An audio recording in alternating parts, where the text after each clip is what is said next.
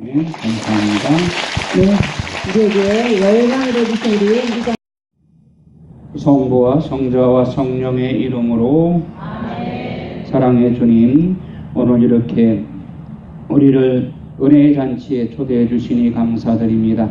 수원교구 철야 재단에 우리를 초대해 주시고 당신 눈에 넣어도 아프지 않을 만큼 사랑하는 당신의 자녀들을 이 자리에 불러주시어서 말씀과 성체로 우리를 배불려 주시고 우리를 이 기쁜 장소에 초대해 주시니 감사드립니다.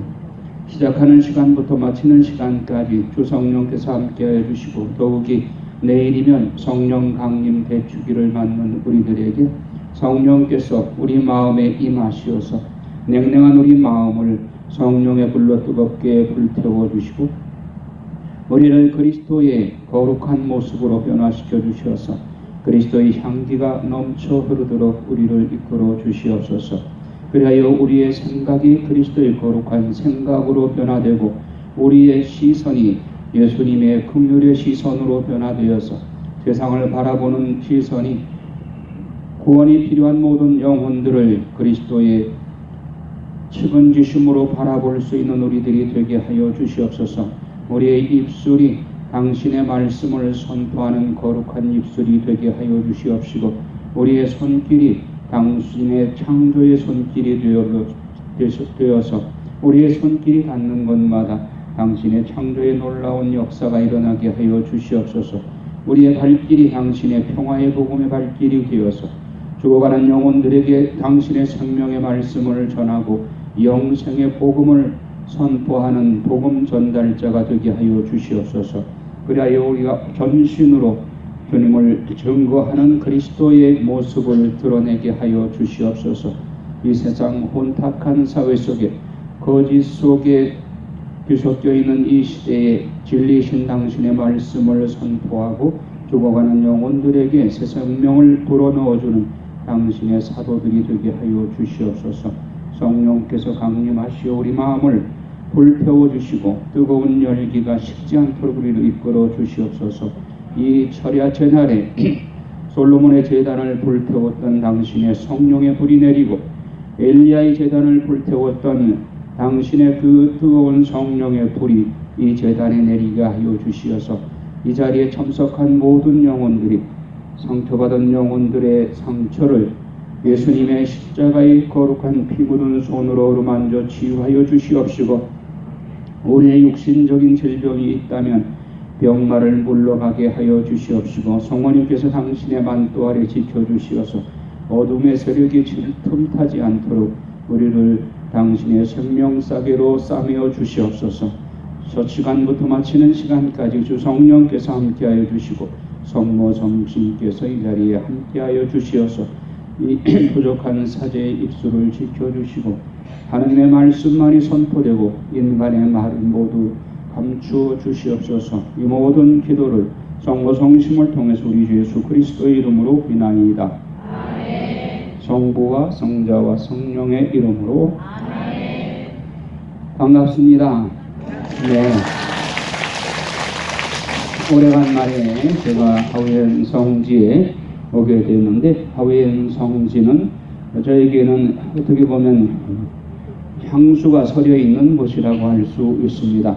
제가 신학교를 다닐 때에 지금 최윤한 몽신녀께서 이곳에 요양을 하고 계셨는데 그때 영성지도 신부님이셨습니다. 그래서 우리 영성그룹이 최몽신녀를 만나 뵙고 여기서 식사도 하면서 하루를 그렇게 감격스럽게 보낸 기억이 있습니다. 또 저에게는 정광의 신부님이 입학 동기 신부님입니다.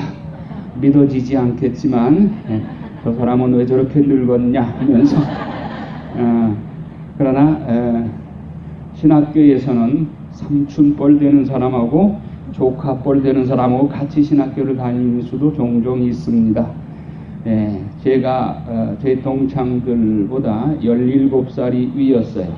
그래서 신부 될 때도 나이가 40이 넘어서 신부가 됐습니다만은 그래서 정광회 신부님이 자주 초대해 주어서 주로 목요일 날 와서 하우연에서 미사를 같이 지내고 은혜로운 시간들을 지냈습니다. 이렇게 하우연 성지는 또 옛 순교 성인들의 발자취가 서려 있는 곳이고 또 그동안 여러분들의 많은 기도가 서려 있는 거룩한 땅입니다. 그래서 여러분이나 저나 이 하우연 성지를 향수를 갖고 자주 찾아오게 되는 것 같습니다. 저는 미린의 성지에 살고 있기 때문에 성지에서 성지를 오고 가면서 저는 이렇게 은혜를 많이 받고 있습니다. 자, 내일이 성령 강림 대축일이기 때문에 오늘 우리의 이 철야제단은 특별한 의미가 있습니다. 성령 기도회죠, 이름이. 그러니까 우리 성령 기도회의 주보이신 성령께서 우리에게 바야흐로 강하게 임하시기를 비는 이런 기도 자리, 특별한 자리가 될 줄 믿습니다. 찬양부가 있기 때문에 509번 성령이 계시네 한번 힘차게 부르고 강의를 시작하겠습니다. 509번 성령이 계시네.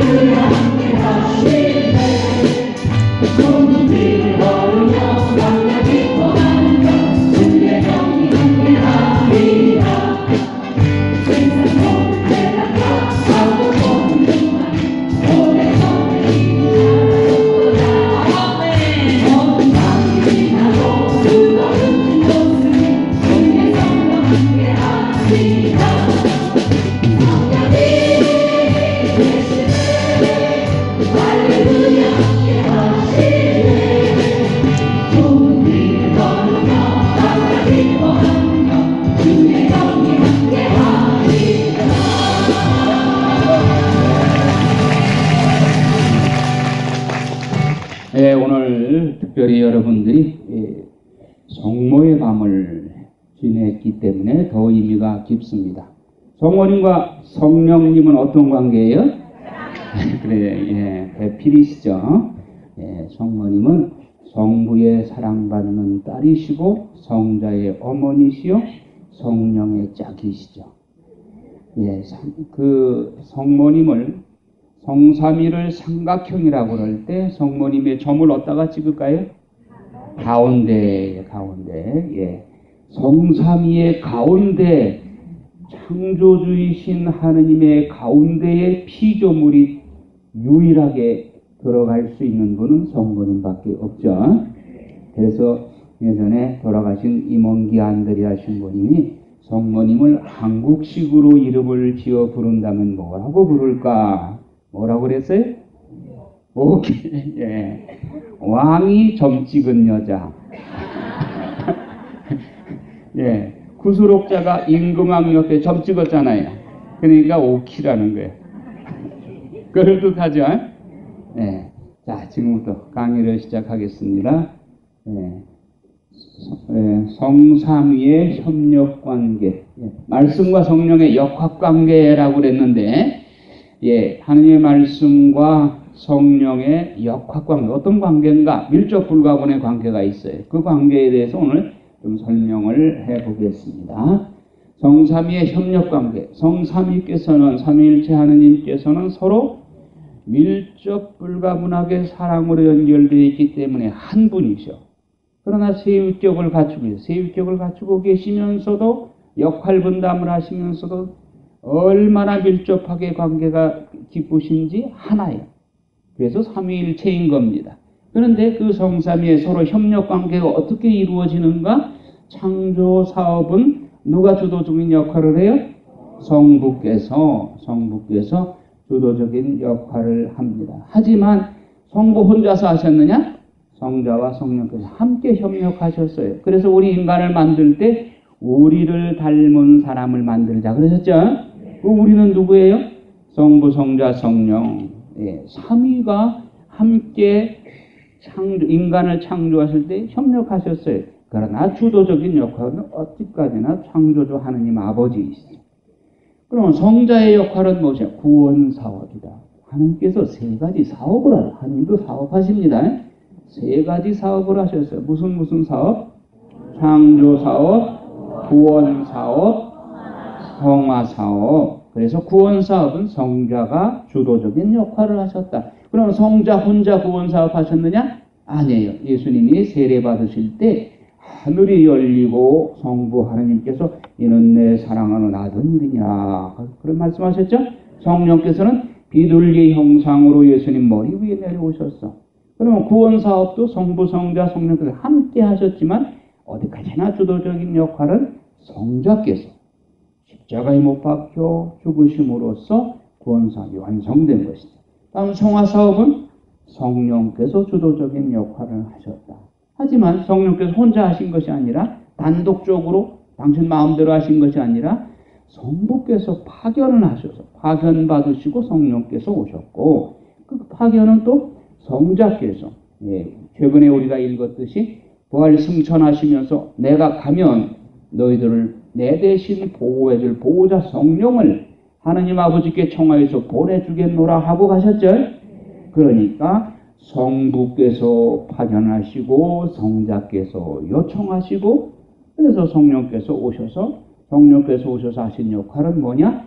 성부가 누구시고 성자가 누구시고 하느님의 말씀은 이런 뜻이니라 하는 것을 우리에게 깨우쳐주는 역할. 그리고 성령께서 하시는 가장 중요한 역할은 무엇이냐? 우리는 이 세상 시민권을 가지고 있지만 이 세상이 궁극적인 목적지입니까?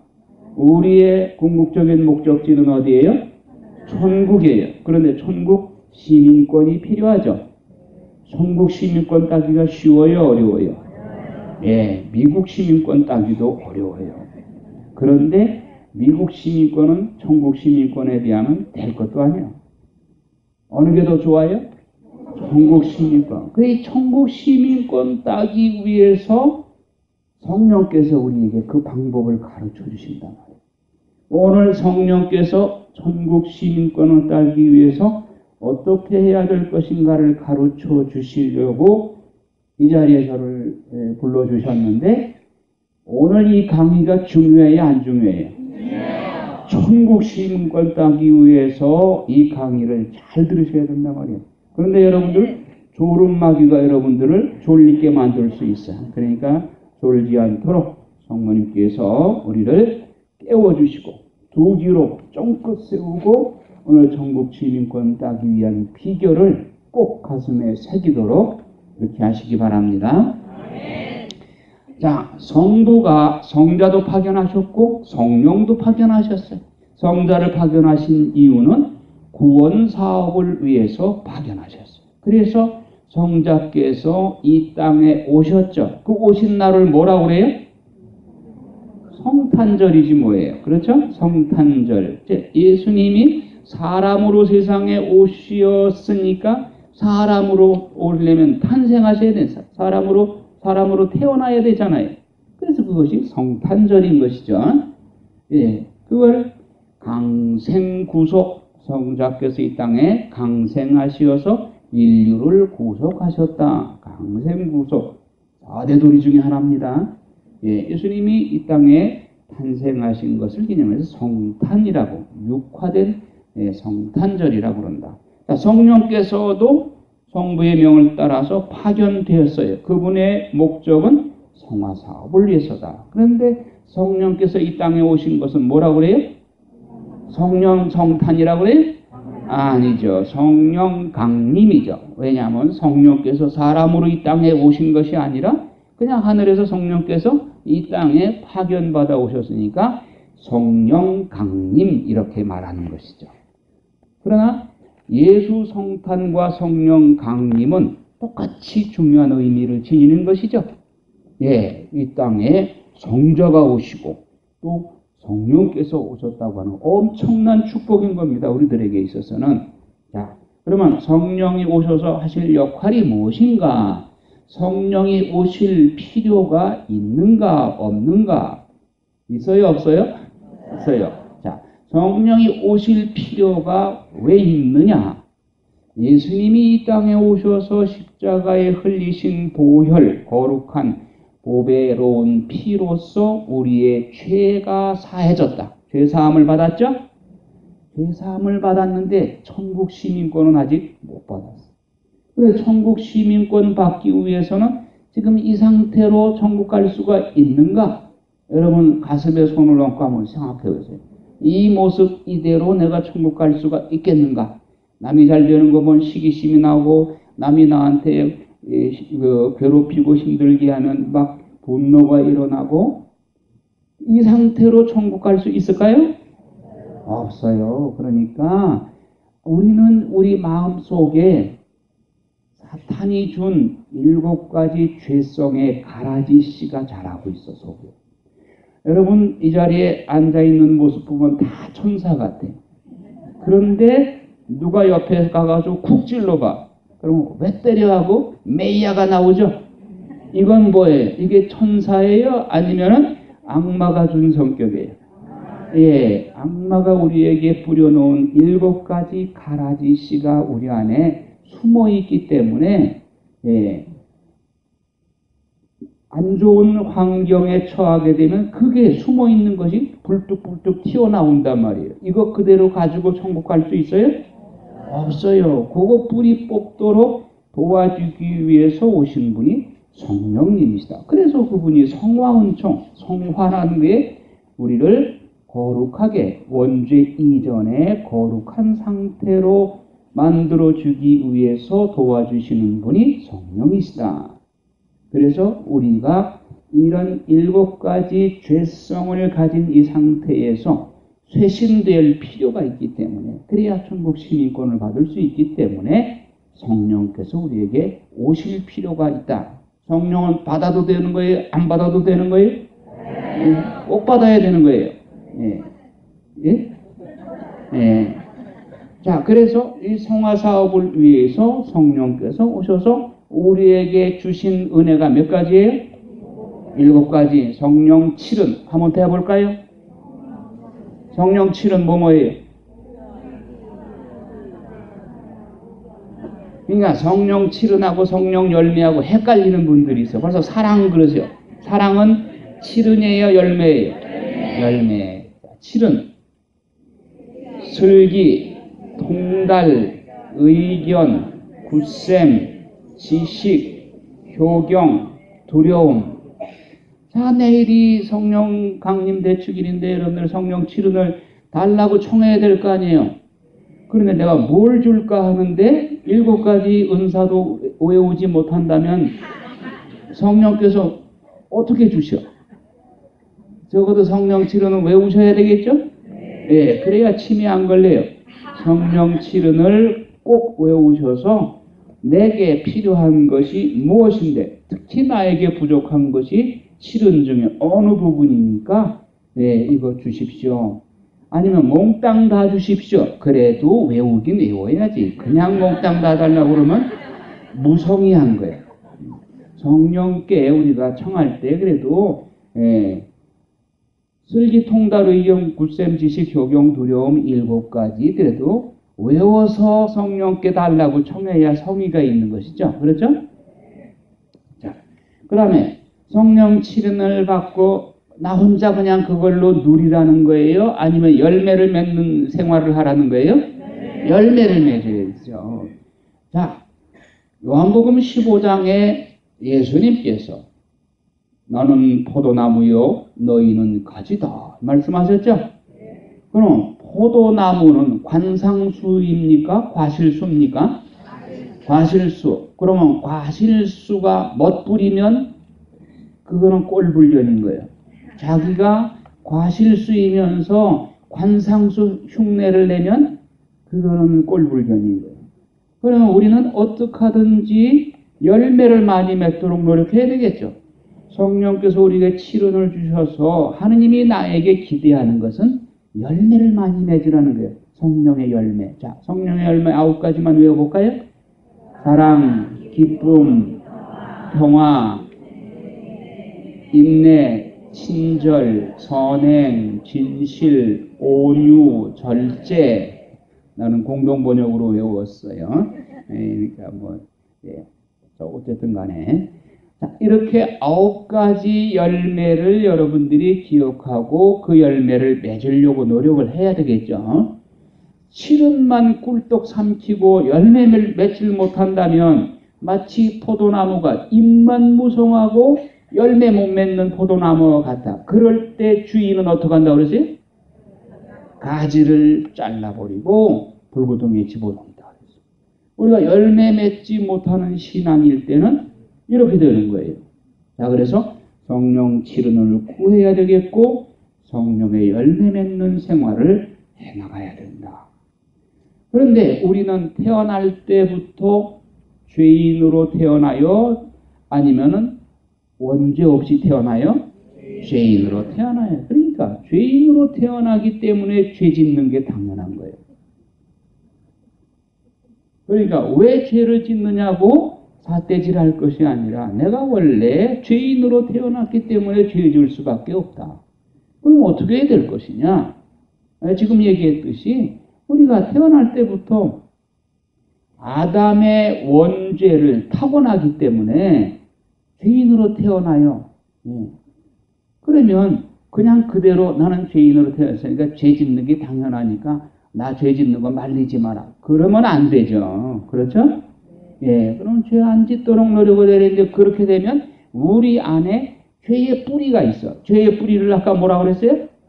7가지 죄성, 7죄종. 옛날 표현으로 7죄종. 이게 마루종자입니다. 뿌리라는 얘기예요. 그러니까 죄를 크게 7가지 가닥, 7가닥의 뿌리가 있어요. 그게 7가지 죄성인 거예요. 이 죄성은 찰거머리처럼 둘러붙어가지고 이게 잘 안 떨어져요. 여러분 마찬가지죠? 여러분 고백소에 들어가는데 맨날 같은 구멍에 빠지죠? 그게 죄성이란 말이에요. 뿌리 깊은 죄성들이요. 이 죄성, 7가지 죄성, 뭐가 있을까요? 교만. 교만이 첫째. 교만, 보악성, 음란성, 아집성, 질투성, 태만성, 거짓성. 7가지 죄성들입니다. 이런 죄성들이 우리 뿌리 깊이 박혀있기 때문에 이걸 뿌리 뽑는 데는 내 힘만으로 안 돼요. 그래서 성령의 도움이 필요한 거예요. 죄성도 7가지지만 성령의 은혜도 7가지야. 그러면 성령 칠은이 7가지 죄성을 이길까요? 질까요? 이겨요. 이길 만큼 하니까 성령 칠은을 우리에게 주신 거예요. 그러면 우리의 노력 없이 그냥 저절로 될까요? 우리에게 하느님이 가장 귀한 선물을 주셨는데 이것이 자유의지요. 자유의지에 의해서 성령의 도움을 받아서 내가 7가지 죄성을 이기겠습니다. 결심하고 노력하면 성령께서 도와주셔서 죄성을 이길 수 있게 되는 거예요. 자, 여기서 잠시 우리가 이길 수 있는가? 질 수밖에 없는가? 여기에 대한 성경 근거를 한번 보도록 하겠습니다. 창세기 3장 15절에 잘 아시는 내용이죠? 예. 창세기 3장에 보면 원조 아담과 하와가 원죄를 범하고 나자 하느님께서 아담에게 너는 이마에 땀을 흘리지 않고는 나다를 거두어 먹을 수 없을 것이고 여자에게는 산고를 겪게 될 것이고 뱀에게는 땅을 기어다니면서 흙을 먹고 살리라.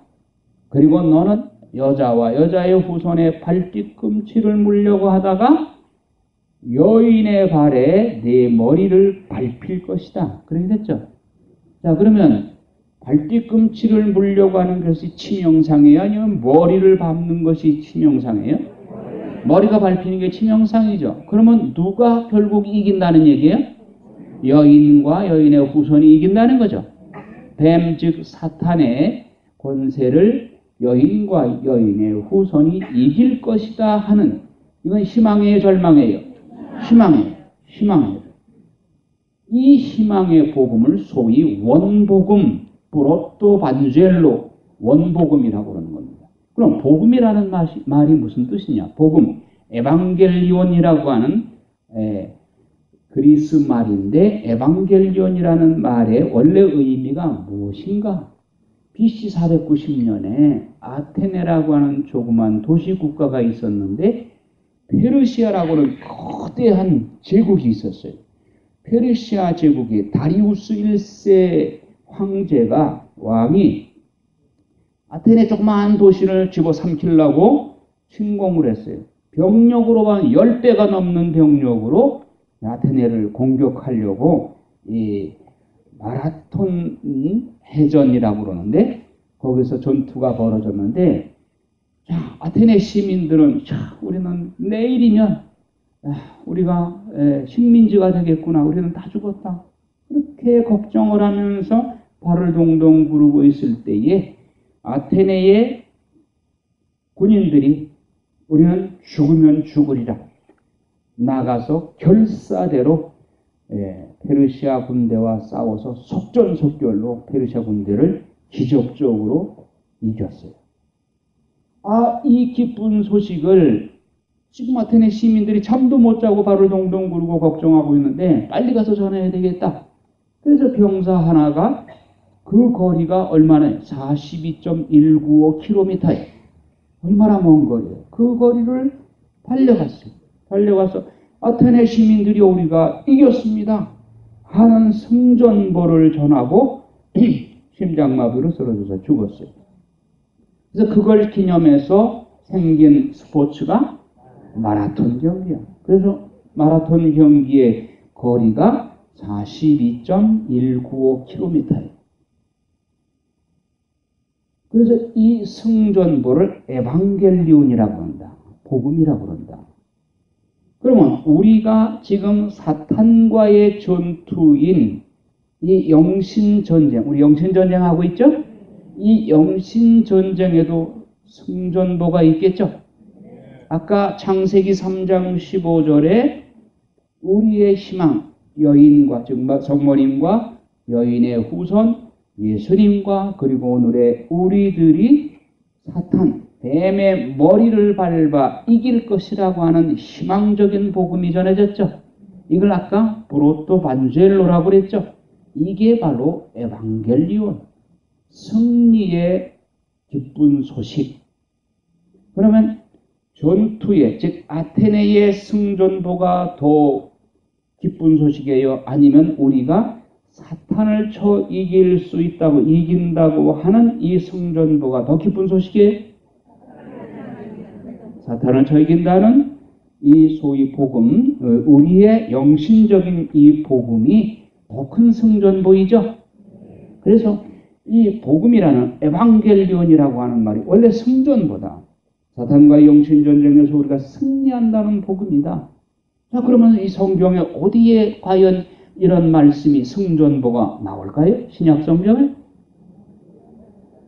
여기 다 나왔어. 답이 다 나왔어. 왜?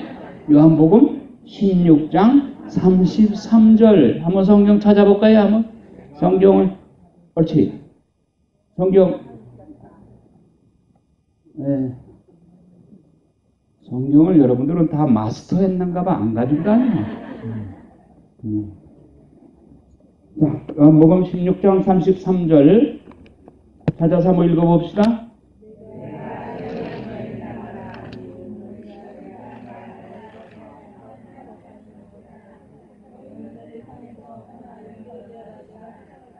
용기를 내어라. 내가 세상을 이겼다. 예. 너희는 세상에서 고난을 겪을 것이다.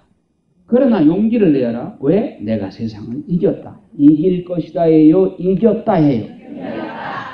결과, 과거, 예, 완료형입니다. 완료형. 내가 이겨놓았다. 어디서? 십자가에서. 예수님께서 십자가에서 이겨놓으셨어요. 사탄을 이겨놓으셨어요. 그러니까 우리의 승전보, 그야말로 신약 성경의 승전보예요. 이게. 구약의 아까 창세기 3장 15절에서는 첫 번째 원천적인 승전보, 원복음이라고 그런다면, 예, 신약에 있어서 실질적으로 예수님께서 이겨놓으신 승전보, 요한복음 16장 33절의 이 말씀. 전쟁은 왜 우리가 두렵습니까? 이길지 질지 모르기 때문에. 그러나 우리의 전쟁은 이미 이겨놓고 하는 싸움이기 때문에 두려워할 필요가 없어요. 예, 두려워하지 말라 그랬잖아요. 그렇죠? 예. 자, 그러면 영적 투쟁을 하는데 우리 가만히 하느님께서 하시는 일만 쳐다보고 있어야 되느냐? 협력해야 되는 것이죠. 그래서 영적 투쟁을 우리가 해야 되는 거예요. 그래서 에페소서 6장 12절에서 17절. 아무리 바빠도 이거는 찾아봐야 되겠죠? 예, 에페소서 6장 12절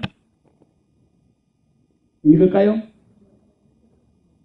우리의 전투 상대는 인간이 아니라 권세와 권력들과 이 어두운 세계의 지배자들과 하늘에 있는 악령들입니다. 그러므로 악한 날에 그들에게 대항할 수 있도록, 그리고 모든 채비를 마치고 그들에게 맞설 수 있도록 하느님의 무기로 완전한 무장을 갖추십시오. 예, 영적 전쟁이기 때문에, 즉 우리의 전투 상대가 사람이 아니요 영적인 존재야. 권세와 권력들과 이 어두운 세계의 지배자들과 하늘에 있는 악령들이기 때문에 인간의 무기로 무장해서는 안 돼. 하느님의 무기로 완전 무장해야 된다. 그럼 어떻게 해야 될까요? 여러분, 세종로에 있는 이순신 장군 동상을 연상하시면서 연상법으로 한 번만 외우시면 다 외워져.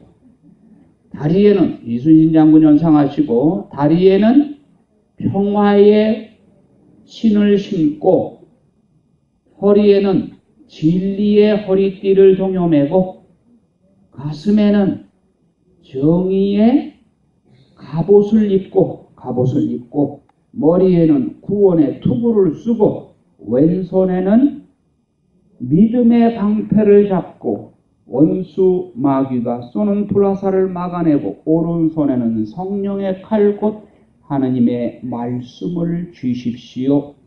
다 외웠어. 다리에는 무슨 신? 평화의 신. 허리에는 진리의 허리띠를 동여매고, 가슴에는 정의의 갑옷을 입고, 머리에는 구원의 투구를 쓰고, 왼손에는 믿음의 방패를 잡고, 원수마귀가 쏘는 불화살을 막아내고, 오른손에는 공격무기 성령의 칼 곧 하나님의 말씀을 쥐고 막아내십시오. 그러면 마귀가 들어올 틈이 있어요, 없어요?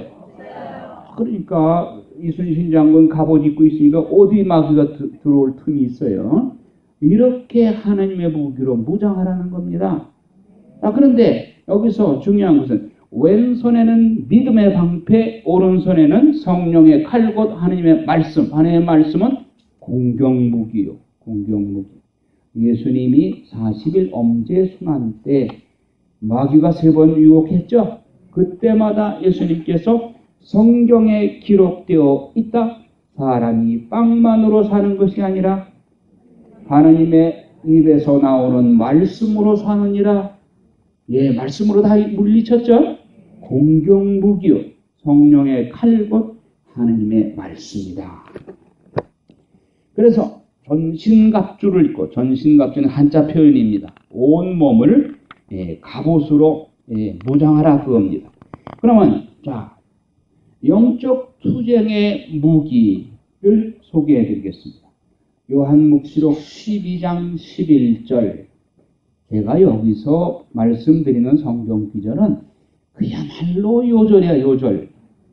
요절을 잘못 찾으면 요절나요. 그러니까 요절을 잘 찾아서 이 강의 중에 듣는 성경만큼은 세상 없어도 외우셔야 돼. 이게 골격이요. 자, 묵시록 12장 11절에 보면 성도들은 원수마귀를 뭘로 쳐 이겼느냐? 어린 양의 피와 하느님의 말씀으로 이겼다. 두 가지 무기입니다. 즉 원수마귀를 쳐 이기는 두 가지 무기, 어린 양의 피와 하느님의 말씀. 어린 양의 피는 성체성사입니다. 성체성사. 하느님의 말씀. 그야말로 말씀. 그러면 말씀 무기를 여러분 들고 다녀야 돼요? 선발에 올려놓고 몸만 다녀야 돼요? 아니, 영신전쟁을 치르는 군인들이 병기도 안 가지고 다니시면 돼요? 선발에 총 놓고 다니면 돼요? 군인이? 네.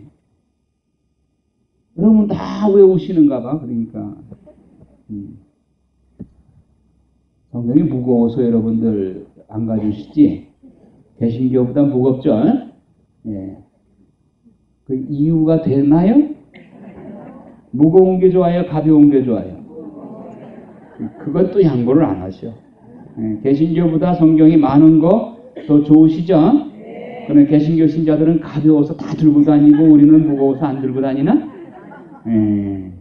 많은 것이 좋죠. 좋은데 우리는 들고 다니기가 힘들면 룩색에 짊어지고 다니시든가 머리에 이고 다니시든가 가슴에 안고 다니시든가. 예, 여러분 재산 목록 1호가 뭐예요?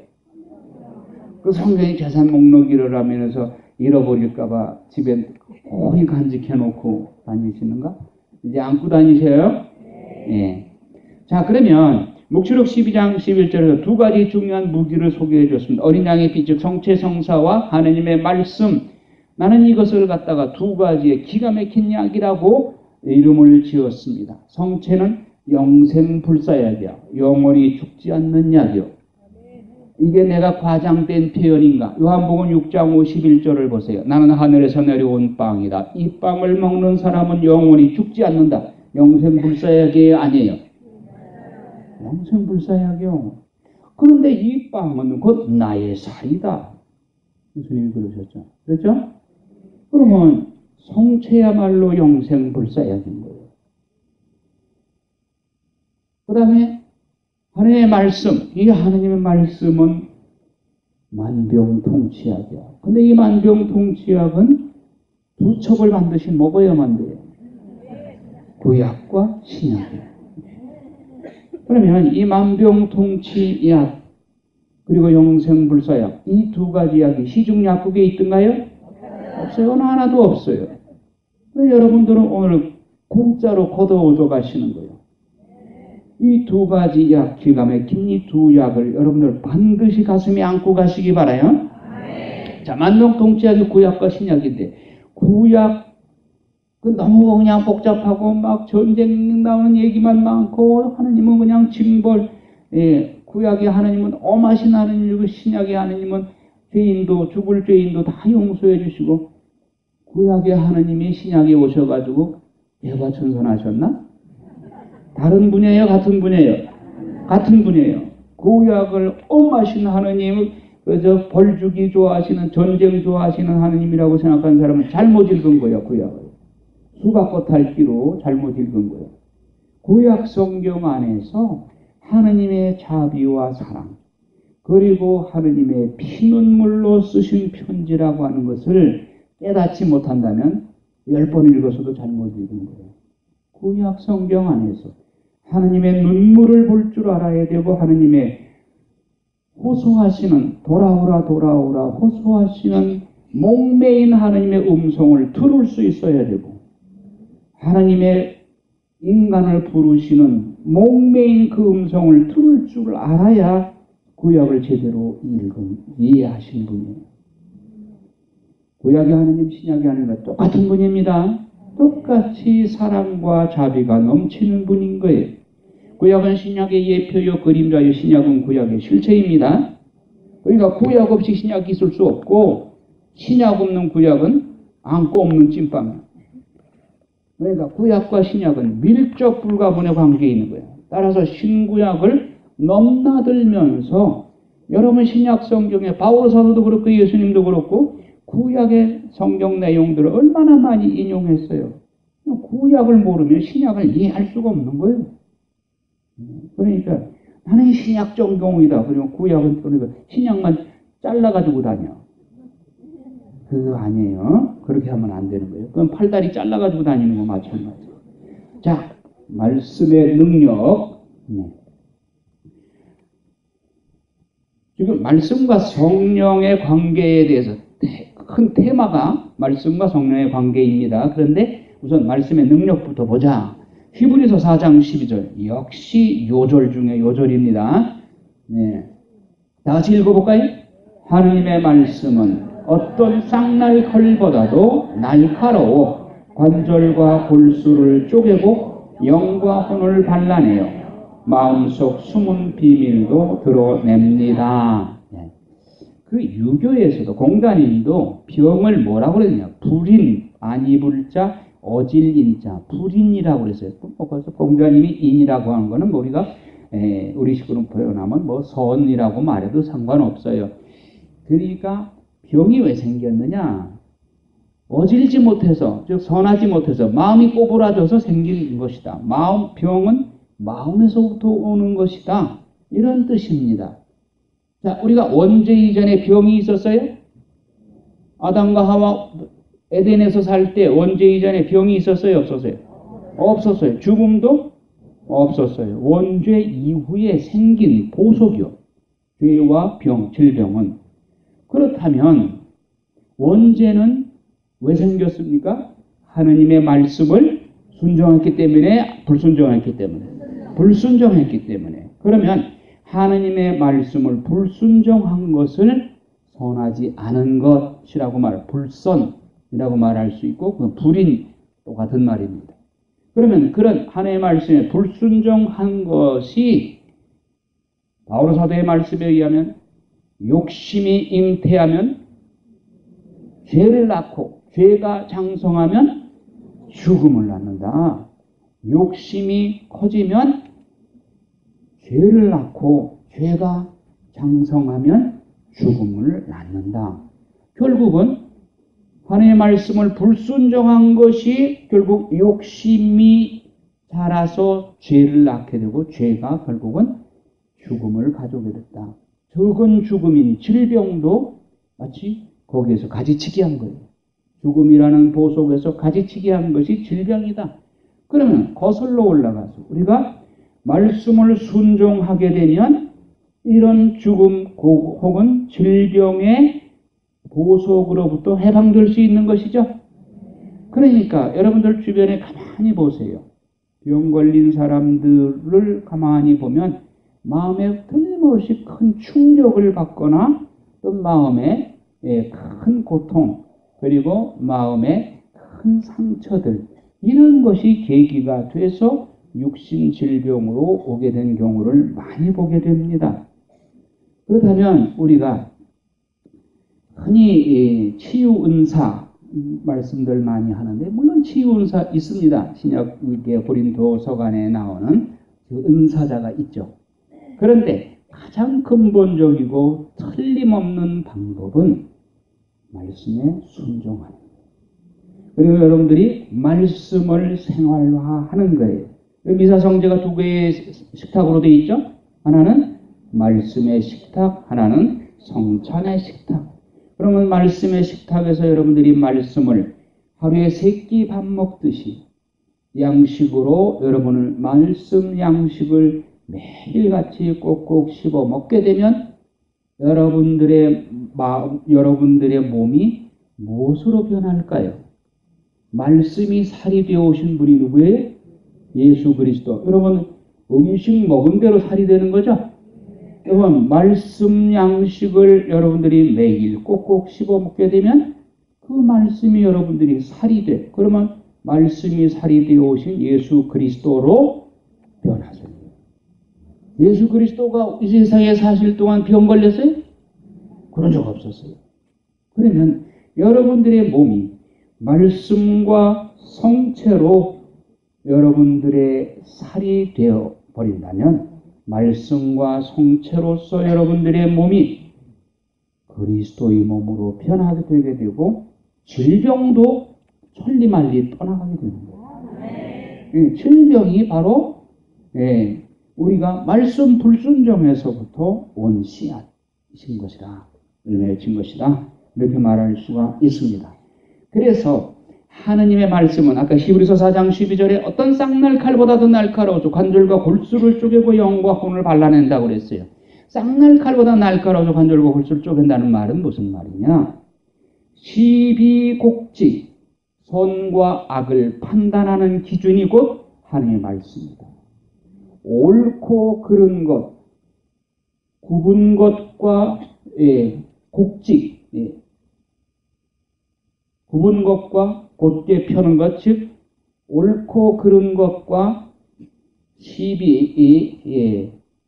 시비선악, 선과 악, 이것을 판단하는 기준이 바로 하느님의 말씀이다.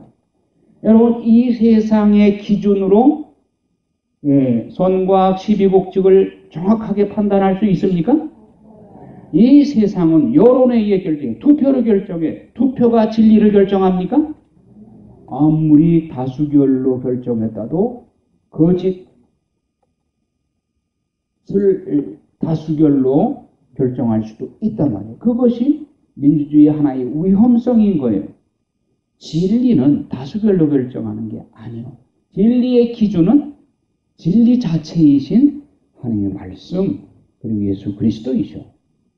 따라서 하나님의 말씀의 판단 기준에 맞추어서 시비곡직 선악을 판단해야 정확한 것이지 이 세상 여론에 의해서 판단하면 안 돼요. 이 세상은 지금 낙태죄를 없애자. 그리고 낙태가 죄가 아니다. 그리고 동성연애도 이제 합법화시키자. 이렇게 여론이 돌고 있어요. 그게 옳은 겁니까? 진리입니까? 하나님의 말씀에 비추어 볼 때 낙태는 여전히 2000년 전이나 지금이나 살인인 거예요. 그리고 동성연애는 소돔과 고모라 성을 멸망시키는 주 원인이 되었던 가장 큰 죄예요. 하느님을 혐오케 하는, 하느님의 생명윤리를 거스르는 그런 죄예요. 그런데 이게 다수결로 찬성하는 사람이 많다고 해서 그걸 진리라고 선포하면 큰일 나는 거죠. 거기에 따라가면 큰일 나는 거예요. 따라서 우리는 하느님의 말씀이 시비곡직 선악 판단의 기준이 되어야 한다. 그래서 히브리서에 하나님의 말씀은 쌍날 칼보다 더 날카로워서 관절과 골수를 쪼개고 영과 혼을 발라내서 옳고 그른 것에 대한 판단을 날카롭게 한단 말이에요. 따라서 여러분들, 예수 그리스도는 나는 길이요 진리요 생명이다 말씀하셨어요. 진리 자체이신 그분이 주신 진리의 말씀, 이 세상의 판단 기준은 유일하게 성경 말씀 밖에는 없습니다. 세상은 점점 거짓을 향해서 치닫고 있어. 이럴 때야말로 우리가 성경 붙잡아야 돼요. 성경이 아니면 우리가 거짓 물결의 탕류 속에 어떻게 흘러가는지 몰라요. 그럼 여러분들 말씀 공부를 해야 돼요? 안 해도 돼요? 해야 돼요. 말씀 공부의 필요성이 절실해지는 겁니다. 여러분, 아모스서 8장 11절에 한번 읽어봐요. 여기 나왔죠? 양식이 없어서 굶주리는 것이 아니요 물이 없어서 목마른 것이 아니라 하나님의 말씀을 듣지 못하여 굶주리는 것이다. 맞아요? 틀려요? 오늘 이 시대도 맞아요? 틀려요? 여러분, 양식이 없어서 굶주립니까?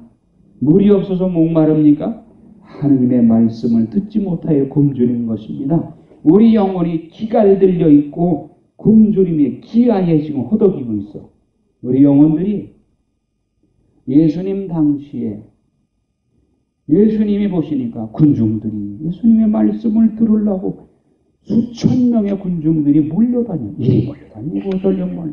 그러면 예수님 어떤 측은지심의 발동으로 목자 없는 양떼같이 측은지심이 발동해서 그분이 사실은 제자들을 집중교육시키기 위해서 한적한 곳으로 가시다가 군중들이 몰려오는 것을 보고 그들을 그냥 보낼 수가 없어서 그들에게 산상수훈 말씀을 전하다가 때가 기울어가지고 빵의 기적 행하시잖아요. 측은지심이 발동해서 목자 없는 양떼처럼 말씀의 기가를 느끼고 굶주림을 허덕이고 있는 그 영혼들을 말씀 양식으로 채워주시잖아요. 오늘날도 마찬가지예요. 여러분 이 자리에 앉아 계신 것도 말씀에 대한 기갈 그리고 말씀에 대한 굶주림 때문에 이 자리에 많이 오셨습니다. 자, 그러면 지금부터 말씀과 성령의 관계에 대해서 말씀을 나누겠습니다. 하나님의 말씀은 우리가 이해하기 쉬운가요? 다 잘 이해가 됩니까? 네, 말씀 이해가 쉽지 않습니다. 왜요?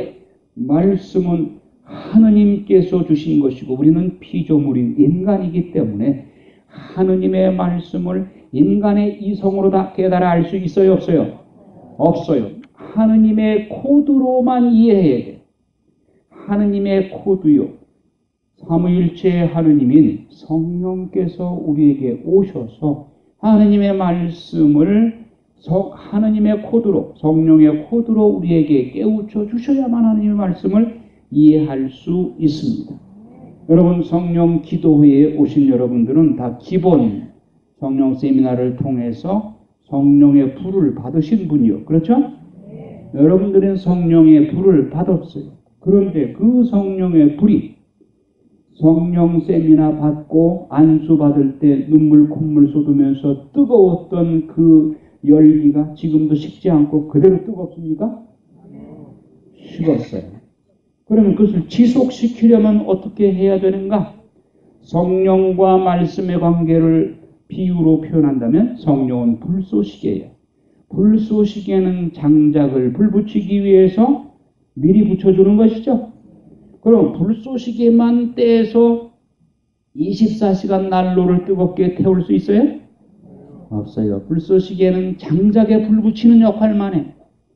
따라서 성령은 우리에게 냉랭한 우리의 마음, 무딘 우리의 마음을 하느님의 은혜에 민감해지도록 뜨겁게 우리를 불 붙여주는 그 역할, 불쏘시개 역할을 해.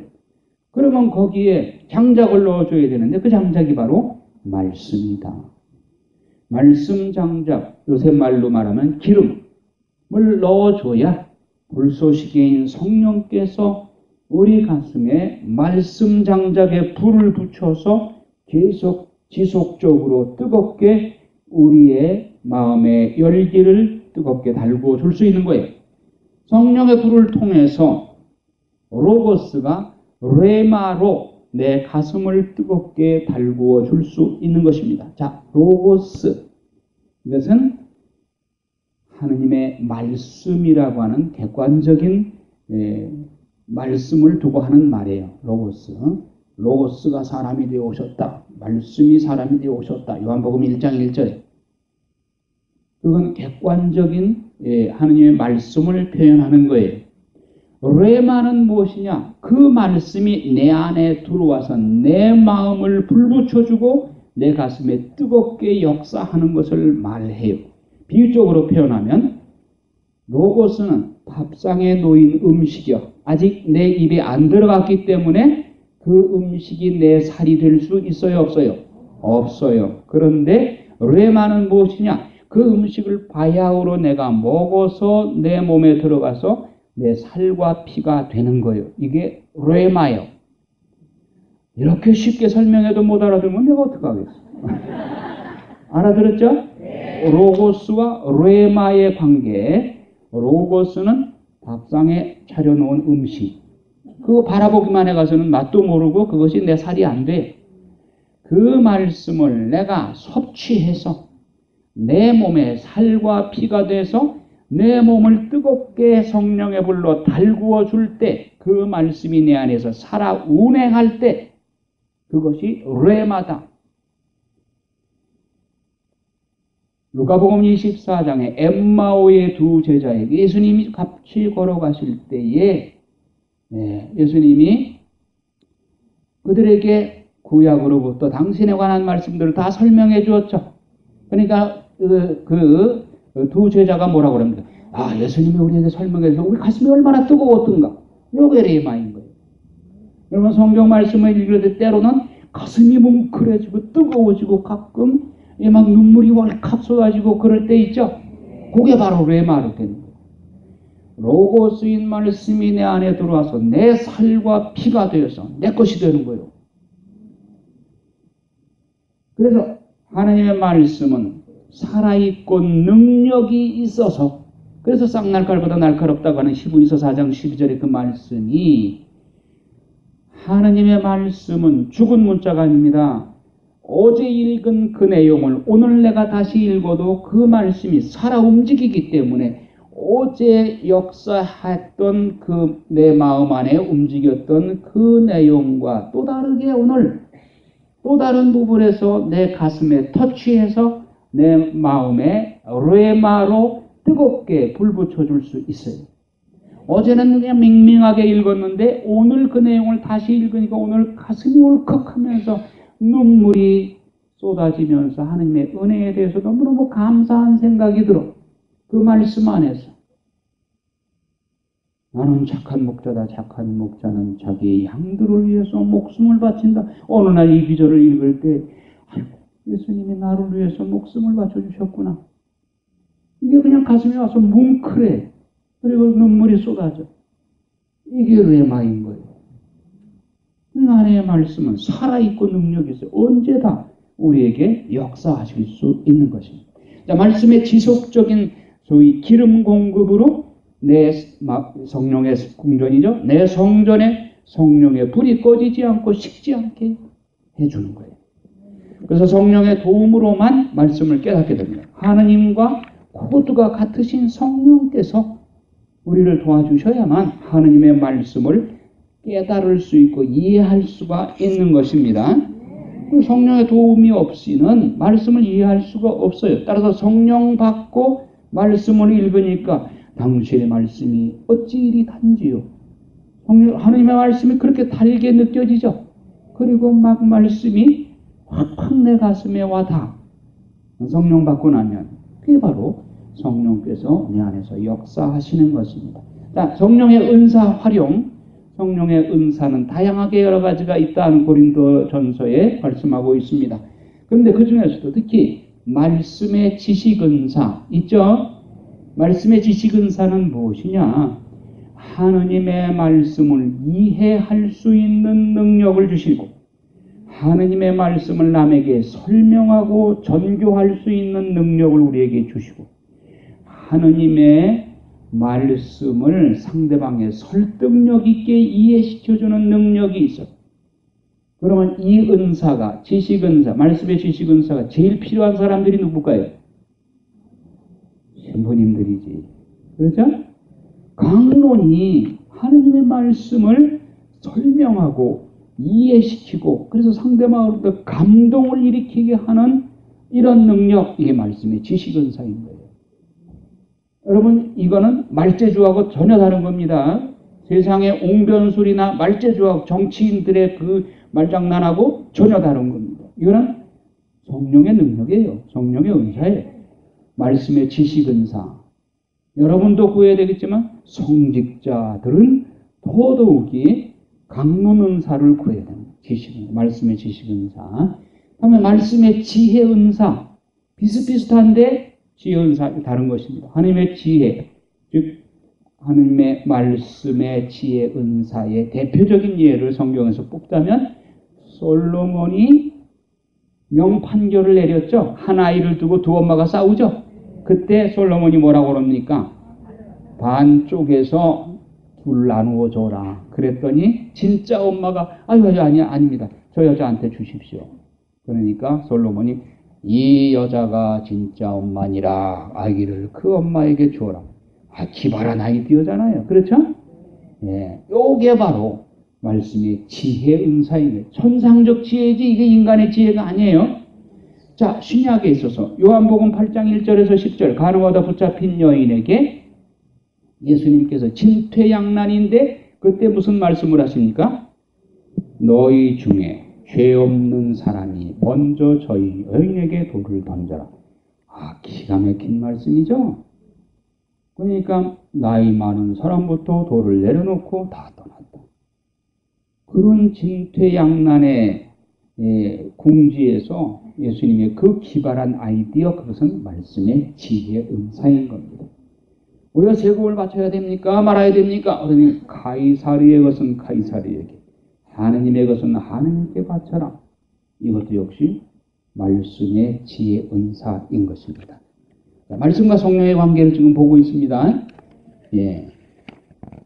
그런 이런 은사들은, 성령의 은사들은 교회에 봉사하기 위한 것이 자기만 구원받기 위해서 아닙니다. 그러니까 이런 은사를 낭비하면 안 되는 거예요. 성총 낭비입니다.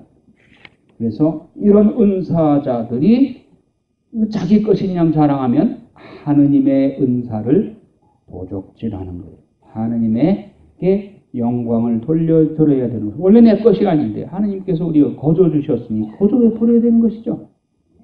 자, 그 다음에 말씀은 인생의 나침반입니다. 나침반, 요즘 말로 말하면 내비게이션. 아무리 모르는 길도 주소만 가지면 내비게이션이 찾아가 주죠. 길을 잘못 들면 내비게이션이 아가씨가 뭐라 그래요? 네, 그렇지.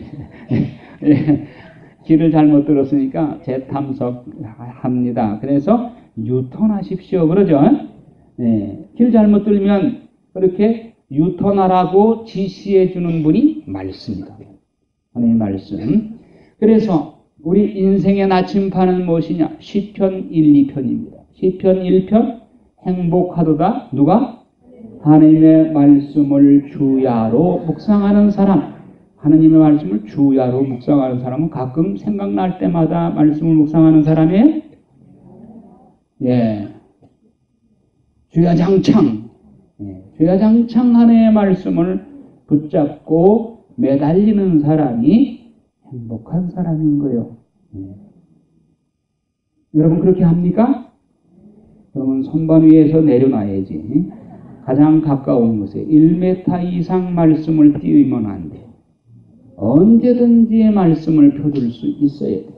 그래서 하나님의 말씀을 주야로 묵상하는 사람이 첫 번째 행복한 사람이요. 두 번째 행복한 사람은 시편 2편 하느님께만 의탁하는 사람. 이 세상은 만만치 않습니다. 하느님께 적당히 한 다리 걸치고 세상에 적당히 한 다리 걸치고 양다리 걸치고 살 수 있는 세상이 아닙니다. 세상은 너무나도 유혹이 강하기 때문에 그쪽에 한 다리 걸치면 틀림없이 그쪽으로 기울게 돼 있어요. 따라서 누구에게만 의탁해야 돼요? 하느님께만 의탁해야 우리가 이 세상을 이길 수 있어요. 승리할 수 있어요. 자, 다시 한번 우리 인생에 승리하는 비결, 행복의 비결은 두 가지. 하느님의 말씀을 주야장창 묵상하고 하느님께만 의탁하는. 네. 하느님께만 의탁할 때 진정으로 행복한 사람이요 승리하는 사람입니다. 요한묵시록의 7교회에 보낸 편지 중에 너희들 중에 승리하는 자에게는 내가 월계관을 씌워주겠다, 흰돌을 주겠다 약속을 하시죠. 예수님께서 승리하는 자, 이 세상에서 승리해야지. 왜? 전쟁터이기 때문에. 인생은 영신 전쟁터라고 그랬죠. 이 세상을 전쟁 치른다는 생각을 잠시도 잊어서는 언제 사탄의 밥이 될지 몰라. 그래야 안 그래요? 영신 전쟁터이기 때문에 전쟁은 이겨야지, 지면은 그거는 죽음입니다. 그러면 승리하기 위해서는 하나님의 말씀을 주야장창 붙잡아야 되고 하느님께만 의탁해야 돼요.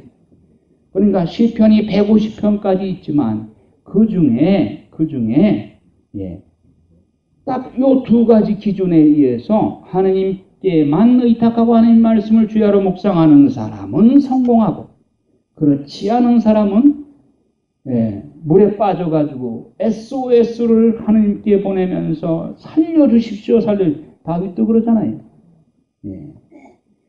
의인, 악인의 기준은 뭡니까? 무엇이 의인이고 무엇이 악인이에요?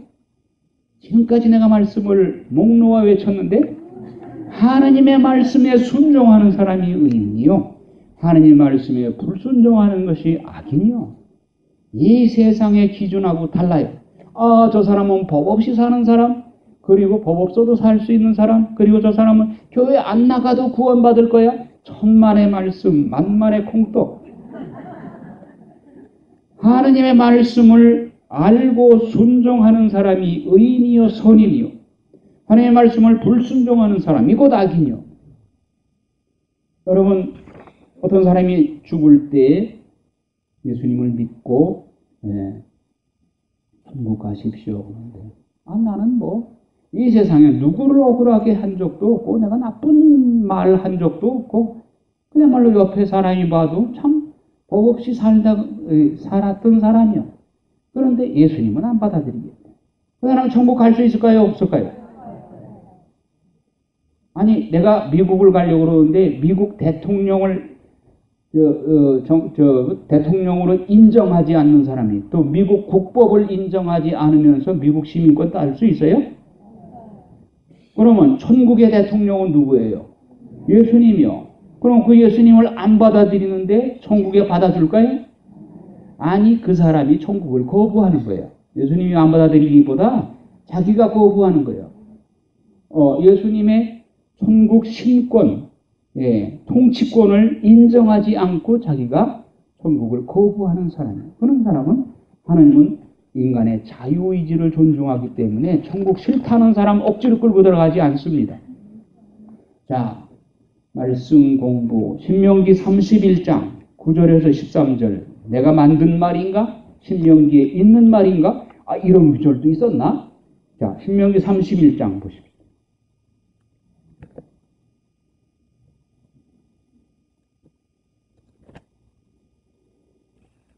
31장 9절에서 12절까지 한번 읽어볼까요?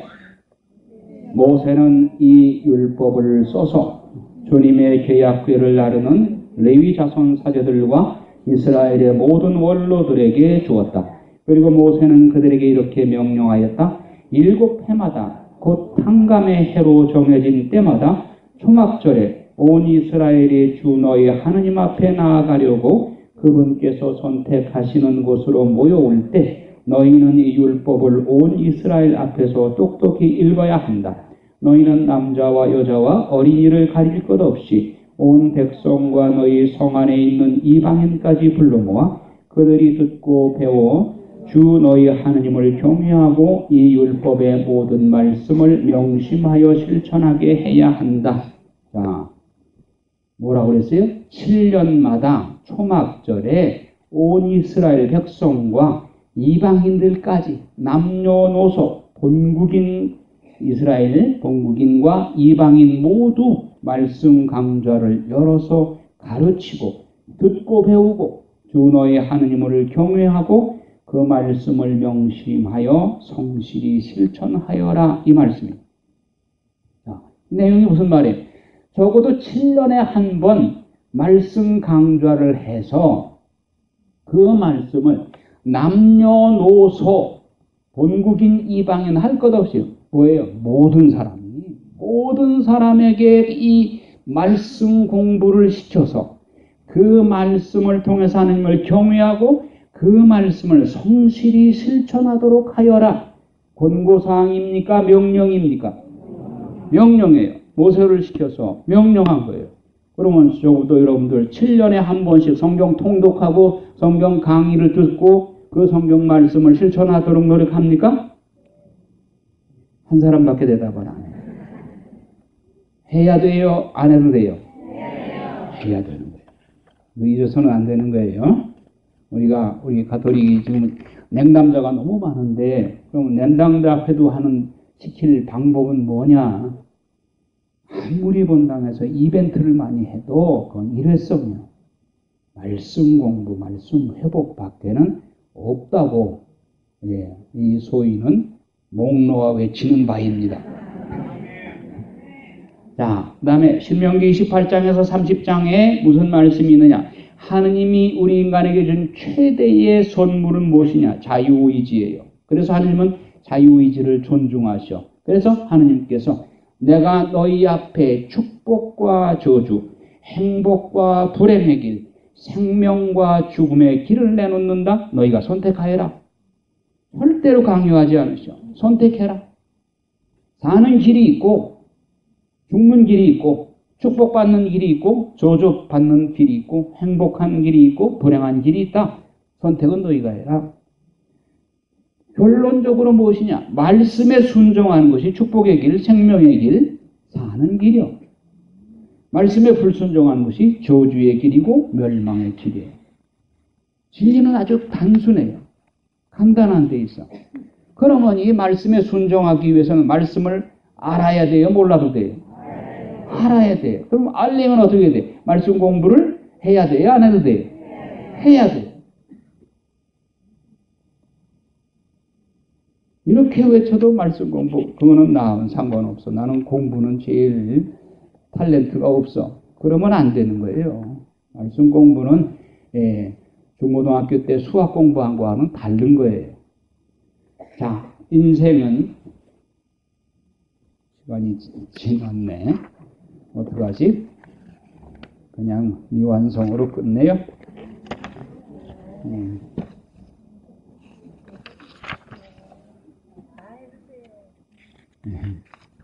여러분들도 마지막에 자 넘기시고 해서 마지막 경고 넘기세요. 계속 넘기세요. 마지막 경고 말라기서 3장 23절에서 24절에 구약의 마지막입니다. 그래서 마지막 말라기입니다. 말라기 3장 23절에서 24절에 보라 주님의 크고 두려운 날이 오기 전에 내가 너희에게 엘리야 예언자를 보내리라. 그 엘리야 예언자가 누구예요? 세례자 요한. 그가 부모의 마음을 자녀에게 돌리고 자녀의 마음을 부모에게 돌리리라. 그래야 내가 와서 이 땅을 파멸로 내려치지 않으리라 하고 경고하시고 하나님께서 구약의 문을 쾅 닫고 구약이 끝나게 됩니다. 이 경고의 말씀 여러분 새겨들어야 돼요. 세례자 요한이 와서 부모의 마음을 자녀에게 자녀의 마음을 부모에게 돌려 즉 하느님의 말씀을 깨우쳐 줄 것이다. 그 말씀을 듣고 귀 기울여 듣고 실천하면 다행이고 살 수 있고 그래야 내가 와서 이 땅을 파멸로 내리치지 않을 것이다. 안 들으면 어떻게 돼요? 파멸로 내리치겠다. 참 부담스러운 마지막 말씀으로 구약의 문이 닫혔죠. 자, 그러면 400년 동안 하느님이 침묵하셔요. 대답이 없으셔. 예언자도 안 보내셔. 400년 후에 하느님이 입을 여셔서 말씀을 주시는데 당신의 아들을 보내시고 말씀을 주시는데 요한복음 3장 16절 읽어요. 하느님은 세상을 이처럼 사랑하사 외아들을 보내시어 그를 믿는 사람마다 멸망하지 않고 영원한 생명을 얻게 하시는도다. 예. 하느님이 세상을 이처럼 사랑하사 이처럼이 어느 정도인가? 외아들을 이 땅에 보내셔 죄 없는 그분을 대역부도한 죄인처럼 십자가에 못 박혀 죽도록까지 내주신 그 사랑. 헤아릴 수 없고 형언할 수 없는 그 사랑. 그렇게 보내시어서 단지 우리는 그를 믿고 믿기만 하면 멸망하지 않고 영원한 생명을 얻게 하셨다. 너무 쉬운 방법을 우리에게 제시하셔서 너무 쉬워서 무시하고 안 해. 돈 10억씩 가져와라 그래야 구원받을 수 있다. 그러면 길을 쓰고 10억을 벌어서 갖다가 바칠 거야. 그런데 예수 그리스도가 나를 위해서 죽어주셨다 하는 것은 그냥 믿기만 해라. 그러면 영생을 얻는다. 너무 쉬운 방법을 제시해서 하느님의 이 말씀을 무시하고 안 받아들이는 사람이 많아. 나 같으면 더 어렵게 그냥 보석을 내릴 거예요. 근데 하나님은 너무너무 자비로우셔서 당신 너의 아들을, 죄 없는 그 아들을 십자가에 못 박혀 죽도록까지 내어주시고 단지 너희는 그 아들을 믿기만 해, 받아들이기만 해라. 그러면 영생을 주겠다. 자, 구약의 문이 어떻게 닫혔습니까? 세례자 요한을 보내서 부모의 마음을 자녀에게, 자녀의 마음을 부모에게 돌리게 할 때 그 말씀을 따라서 순종하면 내가 내릴 징벌을 면하게 해줄 것이다 라고 했는데, 세례자 요한이 와서 회개하여라 하늘나라가 가까이 왔다. 받아들였어요? 안 받아들였어. 안 받아들였어. 그러면 어디? 징벌의 철퇴를 내리쳐야 할 텐데, 하나님께서 뜻밖에도 요한복음 3장 16절에 내 아들을 보내서 대신 보석하게 할게. 너희는 그저 믿기만 해. 그러면 영생을 얻을 수 있어. 이 하나님의 무한한 자비. 그래도 구약의 하나님이 전쟁 좋아하는 하나님, 징벌 내리시는 하나님입니까? 이런 자비와 사랑이 구약 성경 안에 숨어 있잖아요. 그렇죠? 여러분, 이 진리를 발견하고 십자가를 바라보시면 십자가에 달리신 예수님만 보지 말고 그 예수님을 내려보내신 하나님 아빠 아버지, 속으로 피눈물 흘리시면서 내려다보고 계시는 하나님 아빠 아버지의 사랑과 자비를, 그 눈물을 볼 수 있어야 되는 거예요. 그래서 맨 뒷장, 그 사랑 얼마나, 이 노래 여러분들은 할 수 있을까요? 그 노래 아세요? 그 사랑 얼마나? 네. 아시면 좋아요. 한번 해보실까? 근데 곡조가 없잖아요. 자, 가사만 한번 들어보세요. 곡을 할 수 있으면 하고. 다 표현 못해도 나 표현하리라. 다 고백 못해도 나 고백하리라. 다 알 수 없어도 나 알아가리라. 다 닮지 못해도 나 닮아가리라. 그 사랑 얼마나 아름다운지, 그 사랑 얼마나 나를 부욕해 하는지, 그 사랑 얼마나 크고 놀라운지를, 그 사랑 얼마나 날 감격하게 하는지. 여러분, 하나님의 사랑 다 표현할 수 있어요? 표현할 수 없지만 나는 하나님의 사랑을 표현하려고 옹알이 하리라. 다 한꺼번에 고백할 수 있습니까? 차차 한마디씩 당신의 사랑을 고백하리라. 하나님의 사랑 다 알 수 있어요? 다 알 수 없어요, 한꺼번에. 그러나 나 알아가리라. 공부를 통해서 예수 그리스도를 한꺼번에 다 닮을 수 있나요? 하지만 한 걸음 한 걸음 예수님을 닮아가리라. 그 사랑 얼마나 아름다운지, 그 사랑 얼마나 나를 부욕해 하는지, 그 사랑 얼마나 크고 놀라운지, 그 사랑 얼마나 나를 감격하게 하는지. 노래할 수 있을까요? 네, 합시다.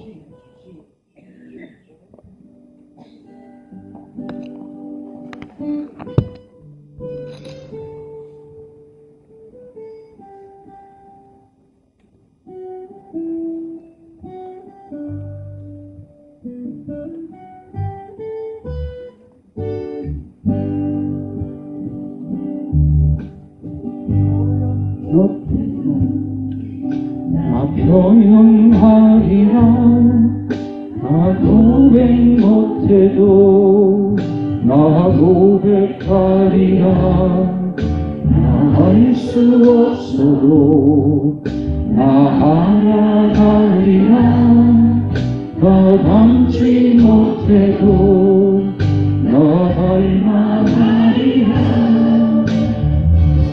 그 사랑 얼마나 아름다운지, 그 사랑 얼마나 나를 부욕해 하는지, 그 사랑 얼마나 뜨거운 하는지, 그 사랑 얼마나 나를 완벽하게 우리 다시 한번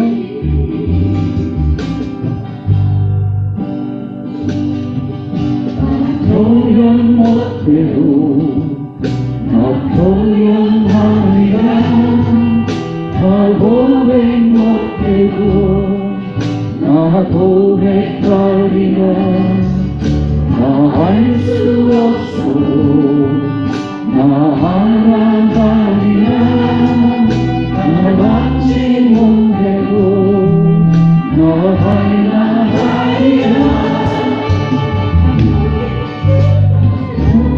얼마나 아름다운지 이 사랑 얼마나 날 두렵게 하는지 그 사랑 얼마나 뜨거운 마음인지 이 사랑 얼마나 나를 감격하게 하는지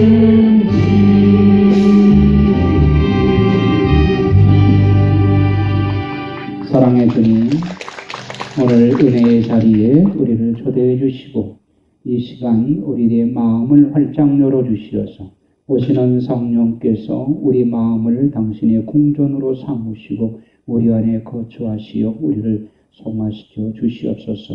때 묻은 우리의 영혼을 깨끗하게 그리스도의 피로 씻어주시고 우리를 성화운 총을 주시어서 세마포 옷을 입혀주시어 신랑으로 오실 주님을 맞이할 수 있는 신부로서의 웨딩드레스를 차려입게 하여 주시옵소서. 그리하여 신랑이 오시는 그날 신랑의 손을 잡고 성부 하느님 보좌 앞에 웨딩 마취에 발맞추어 나아갈 수 있는 우리들이 되게 하여 주시옵소서. 당신 나라의 시민권을 따기 위해서 성령을 꼭 붙잡고 성령 칠은으로 우리 안에 철거머리처럼 들러붙은 7가지 죄성들을 뿌리 뽑고 성화되어 거룩함의 향기가 풍기게 하여 주시옵소서. 당신 눈에 넣어도 아프지 않을 만큼 사랑하는 당신 자녀들을 하나하나 어루만져 주시어서 이 시간 사랑의 상처받은 영혼들 그 상처들을 당신 피 묻은 손으로 어루만져 치유하여 주시옵시고 육신 질병으로 나약해 있는 영혼들은 당신 창조의 첫 모습으로 새롭게 새살이 돋아 새 창조가 이루어지게 하여 주시옵소서. 남은 생애 동안 영혼 육신만의 건강한 몸으로 주님께 모든 영광 돌려드리도록 우리를 이끌어 주시옵소서. 우리의 생각과 말과 행위에 일거수일투족이 모두 하나님께 영광 돌려드리는 생활이 되게 하여 주시옵소서. 이 모든 기도를 성부 성심을 통해서 우리 주 예수 그리스도의 이름으로 비나이다. 성부와 성자와 성령의 이름으로 감사합니다. 네, 우리에게 열강을 해주신 우리